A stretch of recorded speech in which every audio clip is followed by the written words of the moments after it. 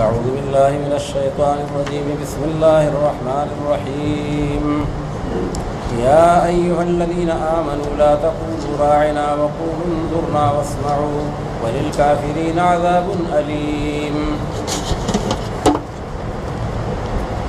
دین مخی اللہ رب العالمین د یهود و د اهل کتابو اغا قبایح او بد خصلتنا داغی تفسیر شروع فرمائے دے او داغی خلاصہ دار او تلا چې په فعلی کارونو کې او په قولی کارونو کې په دواړو کې دی د خداع او د دوکې د هغه مظاهره کوي. دا اوسه پورې چې داغي کې مې دوکې ذکر شوي نو دا ټولي فعلی وي. دا الله پیغمبر پرېدا خود جادوګرو اتباع شروع کوا، د معجزو تابعداري مکوا او د سحر او پکوړو منترو پسې ورپسې کېږي. دا ټول فعلی او عملی چې کوم دی خداع ده او عملی دوکه ده.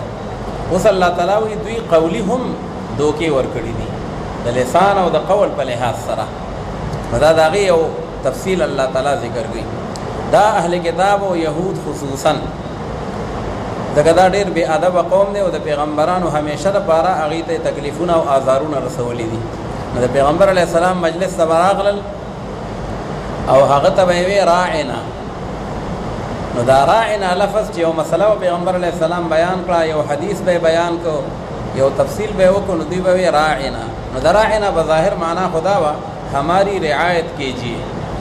زمونږ خیال وساتئ. دا خبره بیا وایي زمونږ لږ خیال وکړئ چې مونږ یاد کړو، مونږ یې ولیکو، ځکه مونږ پوه نه شو. نو بظاهر خو معنا ټیک وه، راعنا زمونږ رعایت وکړئ. خو دننه په دې کې د هغې یو بل فاسده معنا هم وه. راعنا رعونت ویلی کېږي حماقت ته، رعونت معنا بې وقوفي.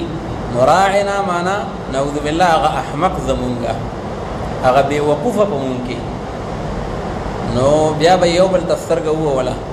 چې وګوره که نه دوکه مو له ورکړه. ها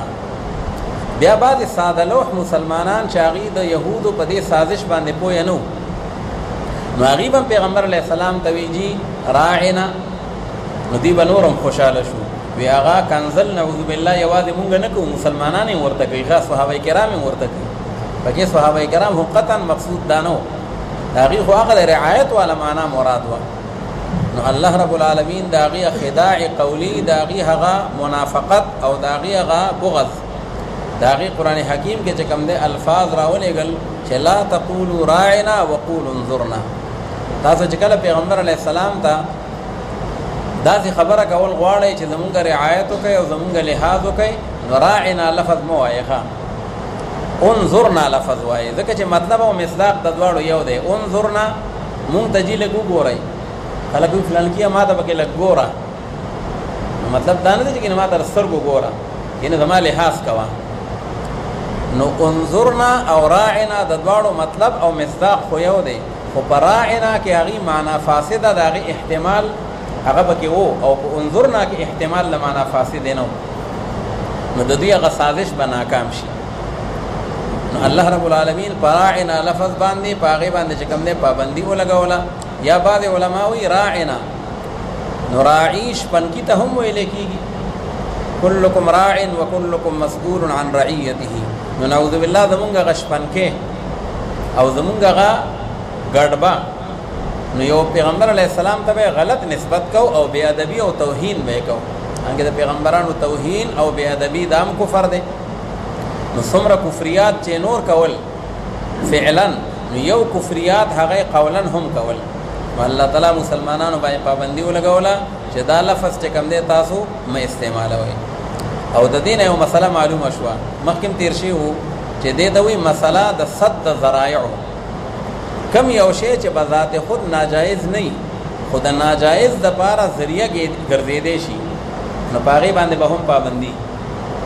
نو دا راعنا که څوک د هغې معنا دا کوي چې هماری رعایت کیجیے، په دې کې خو قباحت نشته، خو چونکې دې کې د بلې معنا فاسد احتمال شته، نو الله تعالی په دې باندې هم پابندي ولګوله چې دا لفظ به نه وایې. یا لکه پیغمبر علیه الصلاة والسلام فرمایي وایي زما زړه دا غواړي چې دا بیت الله شریف شهید کم، قرآن یې کم، ځکه چې دا د قریشو په طرز او په ډیزاین باندې جوړ دی. زه په هغه طرز باندې جوړ کم چې کوم د ابراهیم علیه السلام ډیزاین او د ابراهیم علیه السلام طرز او ډیزاین داو چې یو خو د بیت الله شریف دروازې دوه وي په یو باندې به خلق داخلېدل او په بل باندې به خارجېدل او بیت الله شریف دروازه د ځمکې سره همواره وه ښه په اسانه به سړی داخلېده او بله دا ده چې دا حتیم شریف دا په بیت الله داخلو په ټولو باندې یو چت و خو چې کله قریش مکه هغې بیت الله جوړو او هغې سره پیسې لګې وې د جوارۍ پیسې به نه لګو د بوتانو پیسې به نه لګو د فراډ پیسې به نه لګو حلالې پاکې پیسې به لګو نو په هغې باندې ټول بیت الله نه جوړېده نو حتیم یې ترنه کټ کړو حتیم حتیمه دا ترنه کټ کړو او دروازې چې کوم دی نو هغه یې د دوو په ځای باندې یوه کړه وی زمونږ خوښه ده چې څوک پرېږدو هغه به پرېږدو چې څوک نه پرېږدو نو هغه به نه پرېږدو په یوه دروازه کې کنټرول کېدی شي او په دوو کې نه شي کېدی لکه زمونږ د پښتنو په شان وی دا زما جومات دی وی نه به راځې ورته نو قریشو هم وی چې بس څوک پرېږدو نو هغه به پرېږدو چې څوک نه پرېږدو چې هغه به نه پرېږدو او دروازه یې وله دومره دنګه کړه چې اوس سړی علاقه په پنجو په سکو باندې ودرېږي نو د بیت الله دروازې ته علاقه لاس ورسي نو وی تلل به ورته ګران نو دا درې تبدیلۍ یې پکې وکړې درې چینجز نو پیغمبر علیه السلام یې زما زړه غواړي چې بیت الله شریف شهید کم او د ابراهیم علیه السلام په قواعدو باندې جوړ کم نو دروازې به بیا دوه شي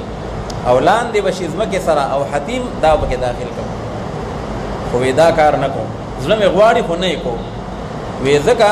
چې دا قوم چې دی دا قریب العهد بالشرک دی نوي نوي مسلمانان شوي دي نو بیا به را باندې پروپیګنډه وکړي چې ګوره د خدای هغه کور یې معاف نه کړه عجیبه پیغمبر دی د خدای کور یې وران کړ حالانکې خلک وایي چې ښار وران شي نو ښه ودان شي زه خو یې دې لپاره ورانومه چې ښه یې جوړ کړم خو بهرحال دا کار بظاهر ښه دی خو دننه پکې د فساد خطره شته پروپیګنډې پکې کېدی شي پیغمبر علیه السلام ونه کړو بهرحال بیا وروستو اگر چې وشو ابوبکر صدیق صاحب په زمانه کې هم دغه بیت الله او خلفای راشدینو کې هم دغه و چې کله عبدالله ابن زبیر رضی الله تعالی عنه د مکې گورنر شو او حاکم شو نو هغه د رسول الله مبارک تمنا دا و چې بیت الله کې به چینجز کوم خو هغه نه کوله ځکه چې لا حالات سازګار نه وو اوس الحمدلله خلق پوه شوی دی نو بیت الله شریف شهید کو دروازې ولا دوه کړې او لاندې ځمکې سره هموارې کړې او حتیم هغه یې پکې داخل کړ چې کله بیا د عبدالله ابن زبیر صاحب او د حجاج ابن یوسف په منځ کې جنگ وشو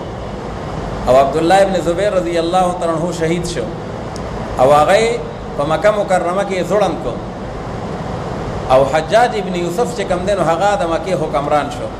نو هغه وی دا بیت الله شریف دا د عبدالله ابن زبیر د لاس یو یادګار دی وېدام پاتې کول نه غواړم نو اډر یو کو دا بیت الله بیا وران کړي نو بیا وران کو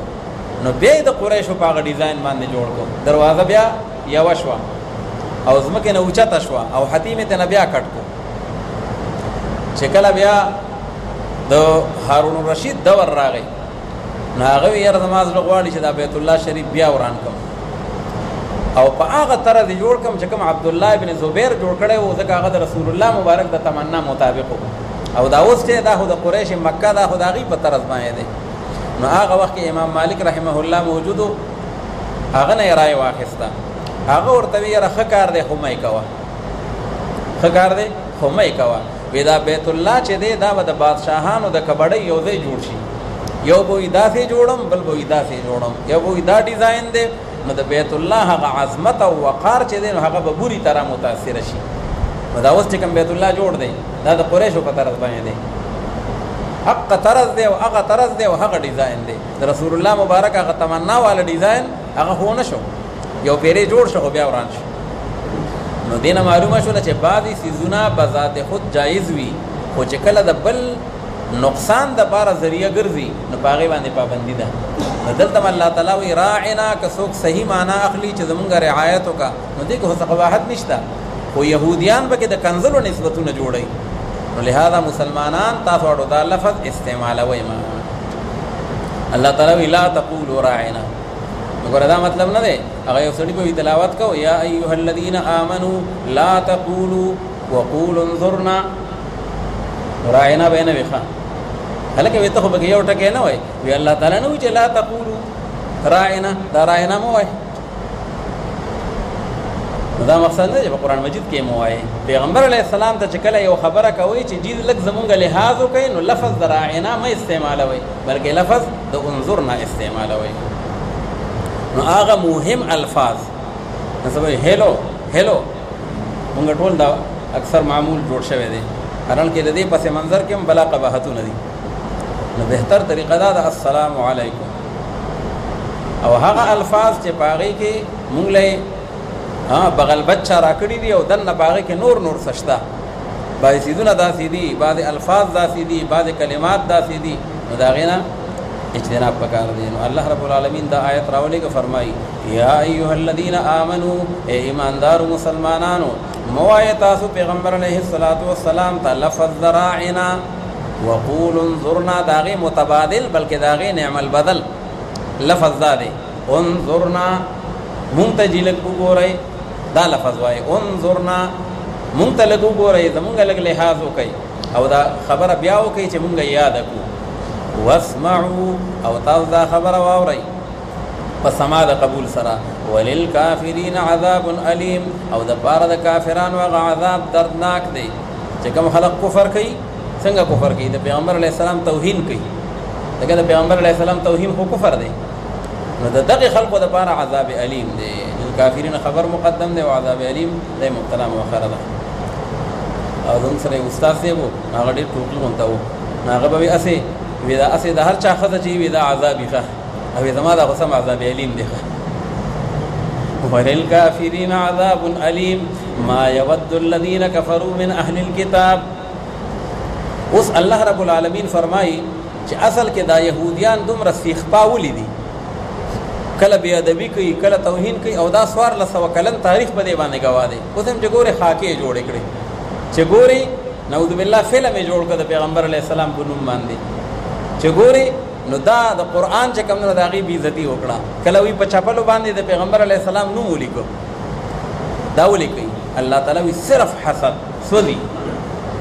پیغمبري د بنو اسحاق نه بنو اسماعیل ته ولې لاړه نو بس په یو بل باندې بې سودي ده دیو جن حدیث شریف کې راځي دا حسد چې دی نو دا ناکاره ګناه ده الحسد یاکل الحسنات کما تاکل النار الحطب دا حسد د انسان دا نیکی داسې سوځي لکه څنګه چې په اور کې لرګي او خشاک سوځي نو الله تعالی د هغې هغه وجه ذکر کوي چې ما یود الذین کفروا من اهل الکتاب خوښ نه ګڼي هغه کسان چې هغه کافران دي ود یودو که هغه اهل کتاب دي او که هغه مشرکان دي نو دی دا خوښ نه ګڼي ان ينزل علیکم من خیر چې را نازل کړه شي په تاسو باندې څه خیر د جانب د پروردګار ستاسو نه خیر نه مراد من وحی الله یې په تاسو دا وحی سود نه ده دا قرآن یې په تاسو باندې سود نه دی ښه چې دا په دوی باندې ولې نازل شوی دی حالانکې دا خو د الله خوښه ده نبوت او رسالت او وحی دا کسبي څیزونه نه دي بلکې دا وهبي څیزونه دي والله يختص برحمته من يشاء برحمته معنا بنبوته الله رب العالمین خاص کوي او غوره کوي په خپل پیغمبرۍ سره هغه چا لره خپل رحمت سره یعنی په خپل پیغمبرۍ سره چې وغواړي الله رب العالمین هغه لره او الله رب العالمین د لوی فضل خاوند دی ما ننسخ من آیة او ننسها نأتي بخیر منها او مثلها اوس یهودیانو چې نور څومره شرارتونه وو نو یو پکې دام وو چې کله د تحویل د قبلې حکم راغی چې د مسجد اقصی په ځای باندې بیت الله ته مخ واړوئ فول وجهک شطر المسجد الحرام رسره روان دي نو یهودیانو په هغې باندې غوبل جوړ کړو نعوذ بالله وی عجیبه پیغمبر دی کله خلکو ته وی داسې مخ کوي او کله خلکو ته وی داسې مخ کوي او یې سبا را بیا دی د خپل نه راوړي نو په هغې باندې قسمه اعتراضونه هغه دوی شروع کړل الله رب العالمین فرمایي په دې باندې اعتراض د هغې څه حق ستاسو نشته ځکه دې ته وایي نسخ دا په شریعت کې او قرآن و سنت کې دا ثابت دی لکه پخواني شرایع څومره وو نو بیا په راتلونکي شریعت سره هغه مخکني منسوخ شو او دغه رنګې د قرآن پاک سنې آیتونه یا سنې احکام داسې دي چې په اول کې وو او بیا الله تعالی منسوخ کړل نسخ په لغت کې وي میټاوولو ته ورانول بلکې علما وي دا نسخ هم د اضدادو نه دی نسخ معنا ورانول او نسخ معنا لیکل نسخه نو نسخ په معنا د لیکلو سره هم دی نسخ په معنا د ورانولو سره هم دی او په اصطلاح د شریعت کې نسخ چې ده تبدیل حکم شرعی، یو حکم شرعی باغی کې څه چینجز او تبدیلی راوستل. لکه مخکې مسجد اقصی ته مخ کوي، باغی کې د الله حکمت، او بیا الله تعالی بیت الله شریف ته مخ واړوي. یو وخت کې شراب حلالو او بیا الله تعالی هغه همیشه لپاره ابدن حرام کړل، نو دې ته وایي نسخ. اوس دا ده چې په انساني دنیا کې یو قانون یا حکومت او یا یو کمپنی یا یو اداره یا یو مدرسه یو قانون جوړ کړي، وایي دا زموږ قانون دی، بیا لږې برادې پس وي هغه قانون ختم شي. نو په دنیا کې خو چې یو قانون یو انسان ختمي، نو د هغې وجه څه د هغې وجه دی چې دی د آینده حالاتو نه خبر نه چې وروسته به څه کېږي. نو د مخکې حالاتو سره هغه اول حکم مناسب و، خو چې کله پته ورته ولګېدله چې حالات اوس بدل شو، د خو مخکې علم نه و، د کمپنۍ ته د انسان ته د حکومت ته او ما او تا ته، نو دی اوس د نوي حالاتو مطابق نوی آرډیننس جاری کړي. هغه مخکنی نسخ شو، ختم شو. کله خو داسې او کله داسې چې یو حکومت چې هغه یو حکم جاری کوي، نو د تلاول نه پته ونه لګي، نو دی غلط فهمۍ کې یا په سبق لسانیت کې د یو حکم جاری کړي، وروسته ته احساس وشي لکه ما نه غلطي وشوه، نو بیا په هغې پسې امینډمنټ په هغې پسې جاری کړي چې بھائی په دې کې دا ترمیمات وشو، دا 18ویں ترمیم او دا 19ویں ترمیم او دا اوس روان دي. آئین پاکستان کله جوړ شوی دی؟ 73 کې. اوس روزانه پارلیمنٹ کینی، روزانه قومی اسمبلی او سینٹ کینی، نو کله وي مونږ پکې 1 نمبر ترمیم وکړو، بیا وي 2 نمبر، بیا وي 3 نمبر. اوس دې وخت تقریبا 20ویں ترمیم ته خبره رسېدلې ده، او بیا به 21ویں دا به شروع وي. د هغې وجه ده چې انسان عالم الغیب نه دی، نو هغه حالات چې کوم وروسته را روان دي هغه ورته معلوم نه دي. نو ګوره د الله په کتاب کې داسې قسم نسخ نشي راتلی، ځکه الله تعالی ته مخکې نه پته ده چې مخکې څه او تر قیامته پورې به څه. نو بیا په قرآن مجید کې دا نسخ ولې راځي؟ نو علما وایي د دې مثال داسې دی لکه یو ډاکټر له یو مریض لاړ شي، نو هغه کې مختلفې بیماری دي، تب هم پکې ده، سردردی هم پکې دی، بلډ پریشر هم های شوی دی، مختلفو امراضو معجون مرکب دی. نو دی وی یاره لاول خو دا بلډ پریشر دا ولا کنټرول کول غواړي، نو هغه ته وی دا دوايي واخله او دا به د روټۍ نه پس دونه خوري، خو چې لږ هغه شی کنټرول شي نو بیا ورته وی اوس وي دغه علاج بس کا، بیا ولا نوره دوايي ورکي او دا به د روټۍ نه مخکې خوري، دا په ماړه خوري، دا په نارې خوري. نو دې ډاکټر ته هم مخکې نه یو سوچ دی چې بده کې دا دونه بیماری دي، خو که په یو ځل باندې دا ټوله دوايي یو ځای ورکي، نو شاید چې په مریض باندې هم خبط راشي، هغه هم ورسره ګډوډ شي. نو د مصلحت ته خاطره هغه ته خپل نسخې هغه ته سټپ بای سټپ ورکي، هغه ته تدریجي طریقې سره ورکي. نو الله رب العالمین چې هغه حکیم دی، هغه ته علم دی چې دا مخلوق او دا انسانان په کم ترتیب باندې او په کومه طریقه باندې چلیږي. نو علی حسب المصلحت الله تعالی هغې ته خپل احکامات، خو زمونږ او ستاسو په نظر کې دی چې یو حکم الله راولېږي نو مونږ وایو دا به قیامته پورې، حالانکه د الله په علم کې مخکې نه داسې وه چې دا قیامته پورې نه دی، دا صرف د دې یو لیمټ دی، فلانکي وخته پورې دی او د هغې نه اخوا به نوی حکم راځي. نو چې کله نوی حکم راشي نو مونږ وایو تبدیلي وشوه،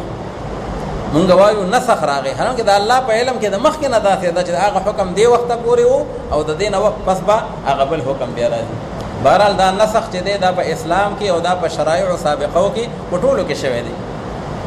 قرآن پاک کې داسې مختلف آیتونه دي، د هغې مختلف قسمونه دي. بعض داسې منسوخ التلاوت والحکم جمیعا، نه حکم شته او نه بیا تلاوت شته، هغه دواړه ختم شوي دي. لکه حضرت عائشہ رضی الله تعالی عنها فرمایي چې قرآن پاک کې په وحی کې داسې آیات راغلي وو چې 5 رضعات یحرمنا، چې 5 پیرې یو ماشوم د مور سینه هغه اخري، نو په دې سره حرمت رضاعت راځي. اوس دا آیت خو نه په قرآن شریف کې الفاظ شته او نه دا حکم شته، ځکه حکم خدا دی چې قلیل او کثیر په دواړو کې څه فرق نشته. مونږ وایو نو نه تلاوت باقی پاتې شي او نه حکم باقی پاتې شي، او کله داسې تلاوت به باقی او حکم منسوخ شي. رسبراشی وعلى الذين يطيقونه فدية طعام مسكين. الله وی چې کوم سړی د روزې طاقت لري، د روزې طاقت لري، دا یو تفسیر مطابق نو دی به فدیه ورکوي. حالانکه چې یو سړی طاقت د روزې لري، روزه را روانه ده، الله دې خیر برکت سره نصیب کړي، نو بیا خو به دی روزه نیسي، فدیه خو به نه ورکوي. نو دا په ابتدا د اسلام کې وا چې کوم سړی طاقت لري نو کدی فدیه ورکوي، نو فدیه دی ورکوي، روزه دی نه نیسي. بیا دا حکم ختم شو. اوس دا آیت باقی دی، باقی التلاوت خو منسوخ الحکم، حکم منسوخ شوی دی. اوس حکم دا دی چې فمن شهد منکم الشهر فلیصم. او کله به داسې وي چې دی عکس به وي، حکم به باقی وي او الفاظ به منسوخي. باقی الحکم او منسوخ التلاوت. الشیخ والشیخة اذا زنیا فرجموهما نکالا من الله والله عزیز حکیم. د رجم حکم په قرآن پاک کې آیات نشته، الفاظ نشته، او حکم د رجم دا قیامت پورې باقی دی. بعد روشن خیال هغې د رجم نه انکار کوي. جاوید غامدی او داسې نور یو طایفه ده، نو هغې وی رجم په قرآن کې نشته، نو هغې نه انکار کړی دی. حالانکه رجم په قرآن پاک کې شته، خو په هغه آیاتو کې چې کوم منسوخ التلاوت او باقی الحکم دي، او بیا احادیث متواتره په هغې باندې موجود دي. نو احادیث متواتره هغه په حکم د قرآن پاک کې دي، فرضیت په هغې سره راځي. د رجم نه انکار کول دا د حدیث متواتر نه انکار دی، او دو آیات منسوخ التلاوت نه انکار دی، او دا جو کفر دی. نو بهرحال دا نسخ الله تعالی وی که قبله بدله شوه، د مسجد اقصی په ځای باندې بیت الله شریف شو، نو په هغې باندې اعتراض کول او یا په هغې باندې ګوتې اوچتول، الله تعالی وی د دې اجازت نشته. بلکې کوم حکم چې زه منسوخ کم، نو الله وی د هغې په ځای باندې بل راولېږم ستاسو لپاره. نو دې ته خیال کوئ. ما ننسخ من آیت او ننسها، هغه چې مونږه منسوخ کو یو آیت لره، نو ما تاسو د نسخ معنا میټاول چې کوم حکم مونږه ختم کو یو آیت لره، او ننسها او یا مونږه يرکو هغه آیت لره د قلب د زړه مبارک ستانه اے نبی کریم صلی الله علیه وسلم. ننسها یعنی من قلبک، انسا د باب افعال نه دی يرول. بعض اوقاتو کې بداسي وشو، پیغمبر علیه السلام به یو آیت ویلی و، صحابه کرامو به یاد کړی و، او چې سحر به را پاسېدل نو هغه آیت به د قلب مبارک د حضور نه او د صحابه کرامو نه بالکل رک شو. د دې مطلب به دا و چې بس الله تعالی هغه آیت منسوخ. نو که مونږه یو آیت میټاو کو او هغه منسوخ کو او یا یې هیر کو ستانه، نو دې کې څه حرج نشته، ځکه نأتي بخیر منها او مثلها، راتلکو مونږه په ډېر غوره سره د هغې نه او یا په مثل د هغې آیت باندې. الله وي د هغې نه غوره بل آیت. نو څنګه غوره؟ نو یا خو غوره په اعتبار د ثواب سره، او یا غوره په اعتبار چې کوم دی نو هغه د سهولت سره، د دنیا په لحاظ سره. په هغې کې الله رب العالمین لکه مخکې حکم دا و په ابتدا د اسلام کې، اوس تیر شو چې که څوک روژه نه نیسي او فدیه ورکوي نو خیر دی، خو بیا دا حکم ختم شو. اوس حکم دا دی چې دی مقیم دی او دی صحیح دی، نو دی به خامخا روژه نیسي، هغه سابقه حکم ختم شو. اوس په دې حکم کې ثواب او اجر ډیر زیات دی په نسبت سره هغه سابقه ته. ناسخ چې دی د منسوخ نه په اجر او په ثواب کې ډیر زیات دی، ځکه روژه نیول هغه ثواب ډیر دی، او چې فدیه ورکړي په هغې کې خو ثواب دونه نشته. او یا په اعتبار د سهولت سره، لکه لسمه سپاره کې مونږ تاسو له راشي چې په ابتدا د اسلام کې حکم دا و چې یو مسلمان به د لسو کافرانو نه په میدان د جهاد کې نه تختی، که وتښتېد نو دی مجرم دی او دی ګناهګار دی. ښه ومن یولهم یومئذ دبره الا متحرفا لقتال،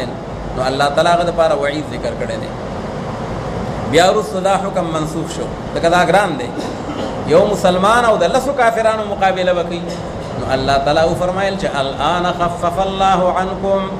خبره الله تعالی آسانه کړه. وعلم ان فیکم ضعفا، الله ته معلومه ده چې په تاسو کې کمزوري ده، تاسو کمزوري یې او دا حکم درته ګران دی. نو بیا الله تعالی وفرمایل چې اوس به چې کوم دی 100 کسان مسلمانان به 200 کسانو نه تښتي، او 10 کسان دا به د 100 کسانو نه تښتي، نو مقابله یو په 2 شوه. نو اول یو په لس وه اوس یو په دوه ده. نو دې کې الله تعالی سهولت راکړه مونږ ته کنه. نو کله په اجر او ثواب کې بهتري وي او کله په سهولت کې او په راحت کې به الله تعالی مونږ ته سهولت راکړي. او مثلها او یا بداغي په شان وي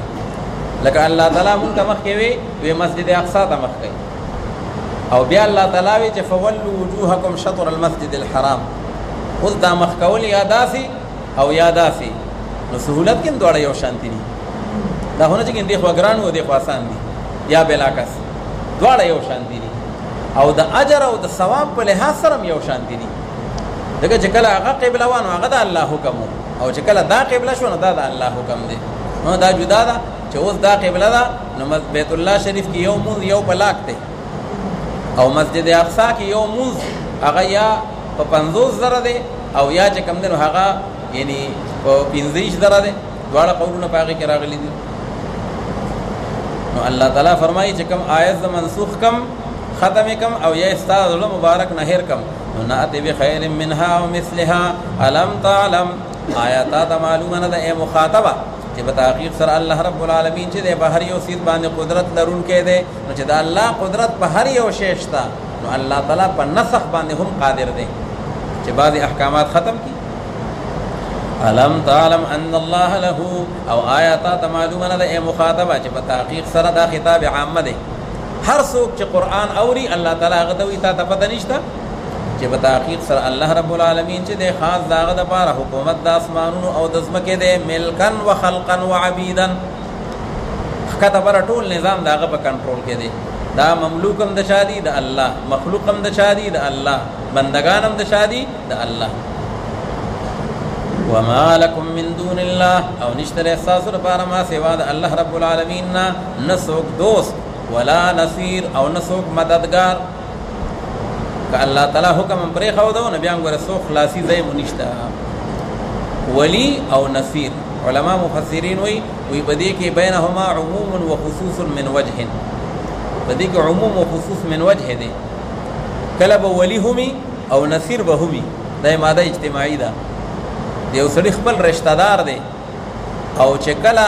هغه باندې څه خبر راشي نو کله کور سره ولاړ دی ښا نو دی ولی هم دی دوست هم دی او نصير هم دی. او کله به ولی وی خو نصير بنی. مثال په تور دی یو سړي دوست دی یا یې رشتہ دار دی نو ولی خو شو او کمزور دی کمزور هغه ځان نشي بچ کوي نو تا بس بچ کی په خبرت کې ستاسو سره امداد نشي کولای دی اوس نصير نه دی ولی دی. او کله به نصير وی او ولی بنی نه دی دوست دی نه دی رشتہ دار دی پردې سړی دی ښا او چې کله وکتل چې ته مظلوم وي نو ستاسو سره کلک ودرې وي څوک به دمه الله سوچت کی نو الله تعالی وی تاسو نه ولی شته نه نصير شته ما سیوا د الله رب العالمین نه. نو دواړه ذکر کړل چې بینهما فرق. ام تريدون ان تسالوا رسولکم. اوس یو پیری قریش مکه پیغمبر علیه الصلاۃ والسلام نه مطالبه کړې و یمونږ ستا پیغمبري او ستا رسالت هغه پورې نه منو چې سو پورې د صفا دا غر دالې د سرو زرو مونږ له جوړ کړی نه او کدا د سرو زرو شو مونږ غوړ زیړ شو نو بس بیا پتا باندې مونږه ایمان راوړو. نو یا دا مطالبه کړي وا او یا يهودو دا مطالبه کړي وا چې مونږ ستا رسالت او نبوت نه تسلیمو الا به تسلیم کو لکه موسی علی السلام چې لاړ او غون کتاب ورته په کوه تور باندې میلاو شو نو کتا ته غون قران شریف دا په یو ځای باندې میلاو شو نو بیا به مونږ ومنو. او کنه کله یو آیت راځي او کله ته یو کلمه نازله شو او کله یو سورت نازل شون به نه منو دا تعنت او عناد. الله رب العالمین دا غي جواب راولېګو چې ام تريدون ان تسالوا رسولکم بلکې تاسو دا اراده کوي او دا غواړئ چې تاسو سوال وکړئ دا پیغمبر علیه الصلاۃ والسلام خپلنا کما سئل موسی من قبل لکه څنګه چې سوال کړی شو د حضرت موسی علیه السلام نه په خوا د دینه هغه نه مختلف ناشولته او ناشایسته سوالات خلق کړیو ارن الله جهرتا او کله به وتسوي نو تاسو هغه نامناسب سوالات کوئ. ومن يتبدل الكفر بالایمان او هر غسوک چې هغه تبدیل کې کفر لره په ایمان باندې ایمان پریدي هدایت او کفر او دلالت واخلي پس په تحقیق سره د گمراه شدا غلار نیغه برابر د اسلام نه ود کثیر من اهل الكتاب. او صلی الله تعالی فرمایي د يهود نصارا او سازشونو نه هغه نه بزان بچ کوي ځکه د هغې ګوره دا محنت دی چې تاسو د ایمان نه واړئ، تاسو د راه راست نه او د هدایت نه واړئ، هغې له مختلف سازشونه جوړئ. دا هغه وخت کې موسم بعضې وخت کې به نوجوانان ګمراه کوي، نن سبا په نیټ باندې او په څه باندې، او دا خوبصورته ښځه ده او دونه پیسې ورسره دي او دومره بینک بیلنس یې دی، او بس دې له صرف یو نکاح ته ضرورت دی. ښه که څوک نوجوان داسې وي چې دا دومره سرمایه چې کوم دی نو ځان له اړول غواړي، نو یې رابطه دې وساتي. ښه او کله بغیر د نیټ نه براه راست، او د هغې مقصد دی چې که مونږه دا یهودنه یا دا نصرانیه ښځه دا مونږه به دې مسلمانه کورنۍ کې ورکړه، نو بیا به چې ګولډ سمیت چې کوم دی نو هغه سخر شي، نو بیا به د هغه خاندان نه انسان د خیر توقع څه وساتي؟ هغه به بیا ټوله ایجنډه د یهودیت چلی، هغه به ټول تهذیب د یهودیت د هغې دپاره او پاچار کوي. نو الله تعالی فرمایي چې ګوره یهود او نصوارا دا سازشونه کوي، او کله مسلمانانو ته مختلف سبز باغ هغه ورته ښیي، او کله به یې داسې وکړل رسو را روان دي صورت آل عمران کې یو یهودي به ولګېد، هغه به یې بس مسلمان شو، د اسلام دعوه به یې وکړه، د اسلام چغه به یې ولګوله، سموده به تېره شوه، نو بیا به یې ورته وي مخکې نه به سازش دا و چې ته به اعلان وکړې چې وایي زه د اسلام نه نعوذ بالله مرتد شوم، واپس شوم بیا یهودیت ته، نو عامت الناس به وي په دې اسلام کې به څه خوي. آخر دا سړی خو ګوره دونه عنادي هم نه و، اسلام خو یې قبول کو، عناد خو یې نه کو، بغض یې نه کو، اسلام یې قبول کو، خو به د اسلام کې به څه راغلي، نو ځکه به د اسلام پرېښي، نو دی به یوازې بیا مرتد کېده نه، ځان سره به یې لویه پارټي نور هم بوتله چې کم کمزوري مسلمانان به او کمزوري خلق به. نو الله رب العالمین فرمایي چې مشتری هوښیار باش، د دې سازشونو نه او د دې چې کم دی نو هغه تدبیرونو نه ځان محفوظ ساتئ. ود کثیر من اهل الكتاب، خوښ ګڼي ډېر کسان د اهل کتابونه دا خبر لو يردونکم من بعد ایمانکم، کاش کچر دی واپس کی تاسو لرا دا ایمان راوړو تاسو نه کفارن کافران، دوی دا کوشش کوي چې د ایمان نفس تاسو بیرته کافران کی، او دا کارولی کوي حسدا من عند انفسهم، ځکه دا دوی یو حسد کوي او یو کینه ساتي چې هغه د نفسونو د دوی نه ده، ورستو د هغې نه چې واضح شوی دی دوی ته حق او اسلام، حق القرآن والتوحید. فاعفو واصفحو، اوس چونکې دغه وخت کې لا د جهاد حکم نو راغلی، نو دوی خو دا مختلف مکارۍ او سازشونه او دا مخالفتونه کوي، خو الله تعالی وایي تاسو د صبر او تحمل نه کار اخلئ چې کئ پورې د جهاد حکم نه راغلی، بس تاسو درگذر کوئ او معافي کوئ. واصفحو، او تاسو درگذر کوئ، مخکې نه واړوئ، صفح ویل کېږي چې کوم دی تجاوز کولو ته، تر دې پورې چې راولي الله رب العالمین هغه فیصلې خپلې لره، یأتی الله بامره للقتال، چې الله د جهاد د یهود و نصاراو سره حکم درکړي بیا به سره جهاد کوئ. په تحقیق سره الله رب العالمین چې دی په هر یو څیز باندې قدرت مندونکی دی. واقیموا الصلاة وآتوا الزکاة، اوس د جهاد حکم خو لا نشته، فی الحال تاسو خپل اصلاح نفس کوئ، مالی او جانی هغه چې کوم دی عبادتونه کوئ، او الله رب العالمین ته چې کوم دی خپل ځان هغه قرب او نزدېکت حاصلوئ، او دغه رنګ انفاق فی سبیل الله کوئ، او پابندی کوئ تاسو د مانځو، او ورکئ تاسو زکات لره، او هغه چې وړاندې لګئ تاسو هغې لره د نفسونو خپلو دپاره، من خیر د څه نیک عملنا، من خیر یعنې من عمل صالح تجدوه عند الله، یعنې تجدو ثوابه، ځکه په ظاهر خدا را تجدوه، تاسو به هغه نیک عمل بیا مومئ، آخرت کې به نیک عمل نه وي، د هغې هغه بدل به وي، د هغې هغه ثواب به وي، مضاف پکې مقدر دی. تجدوه عند الله، بیا به مومئ د هغې هغه بدلې او ثواب لره په نزد الله رب العالمین باندې. ان الله بما تعملون بصیر، وقالوا لن يدخل الجنه، دا د هغې بل یو حماقت دی، اهل کتاب یا یهودو یا نصواراو دا د هغې غټې ډلې وي، او دوی چې کومې ارزوګانې او کومې تمناګانې کولې محض روایتي خبرې سطحي چې حقیقت نه و. نو یهودو به وی صرف یهودیان به جنت لذي او باقی بندیکس به یوم نذي، او نصارا وی چې صرف نصارا به جنت لذي او باقی یو سړی به هم نذي. نو الله رب العالمین فرمایي تلک امانیهم، دا صرف تاسو هغه ارزوګانې دي، ضروری نه ده چې د انسان هر تمنا دې سر ته ورسي. قانون الهی دا دی چې جنت ته وسوق ویرو سره روان دی بلا من اسلم وجهه لله وهو محسن یعنی وهو موحد عقیده درستی او عمل ټکی عقیده یعنی ایمان او عمل صالح چې دا د چا درستی نو هغه به کم دی جنت ته ځي نو دا د ځان نه پدې کې ټوکی ګڼل چې فلان کې بزي او فلان کې بنزي دا جنت چې کم دی نو هغه د دوی په کنټرول کې نه دی بلکې دا د الله رب العالمین دا داغه فیصله ده نو الله رب العالمین داغي هغه چې کوم روایتي خبرې دي هغه مراد کوي فرمایي وقالوا لن يدخل الجنه او ويل بدي اهل کتاب او يهود او نصارا او چې هرګز بنه داخلي کې جنت ته لكن هر غسوک چې هغه يهوديان وي يهوديانو به دا خبره کوله هود جمع د حائط او حائط په معنا د راجع سره او دویم دا غسخي د عبادت نه واپس شیو دا غینه توبه وکړي و دغه ته يهود ویل کیږي يهود یې سره مونږ بزو او باقی بل څوک بنځي او نصارا او یا بنځي لیکن صرف عیسایان دا د نجران عیسایانو دا داوا کړي و مونږ بزو باقی څوک بنځي تلک امانیهم دا جواب دی تلک امانیهم دغه ارزوګان د دوی دي امانی جمع د امنیتون ده امنیه ویل کیږي ارزو او تمنا ده مدار دوی هغه ارزوګان دي او تو فرمایا پیغمبر علیه الصلاۃ والسلام چې راوړی تاسو یو قطعی دلیل په دی باندې ان کنتم صادقین فی دعواکم کساو دا دعوا حقیقت وی او رښتیا وی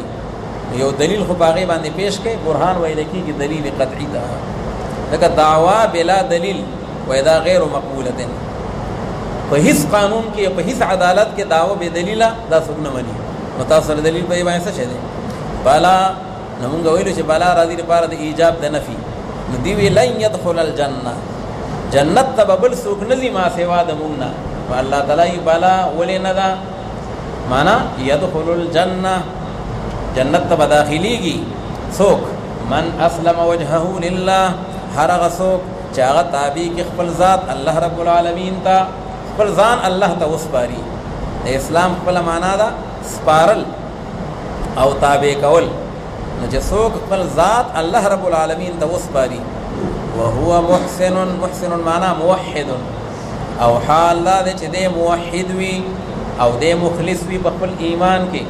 نو فله اجره عند ربه پس د لپاره هغه ثواب د دې په نزد پروردگار د باندې او نه بیر په دغه خلق باندې او نه بدوی غمجن وي نو الله رب العالمین یو قانون هغه ذکر کو او یو قانون د نجات هغه ذکر کو چې په اسلام کې دا تقسیم نشته چې مسلمان به جنت لذي او دا نور بنوي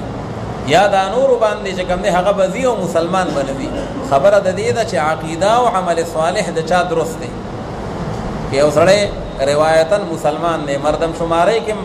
مسلمان لیکل کېږي شناختی کارت کې لیکلي مسلمان پاسپورت کې هم دی په مسلمان په خانه کې لیکي او د نظریه ګډه وډه ده نعوذ بالله د قادیانیت نظریه ده یا چې کوم نه هغه د رافضیت عقیده ده او یا چې کوم نه هغه منکر حدیث ته نو کشل پیره هغه ته مسلمان لیکي پاسپورت کې ته مسلمان لیکي دنیا کې په مردم شمارای کې مسلمان شماريږي خو دې چونکی اسلم وجهه لله نه ده آخرت کې به ده په بل فرض کی اصل خبره د ایمان او د عمل صالح ده نو الله تعالی معیار دغه ده چې څوک ایمان راوړي او خپل ځان الله رب العالمین ته وسپاري او په عقیده د توحید باندې قایمي نو الله تعالی بدله کامیابی ورکړي او اجر به ورکړي او ولا خوف عليهم ولا هم يحزنون صدق الله اللهم صل على محمد النبي الأمي وعلى آله وسلم تسليما كثيرا اللهم ارحمنا بالقرآن العظيم واجعله لنا إماما ونورا وهدى ورحمة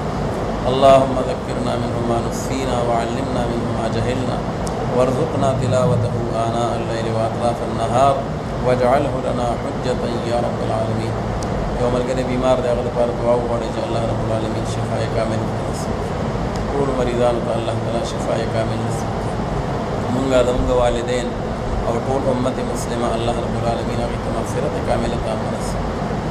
صلی الله تعالی علی خیر خلقه محمد وعلى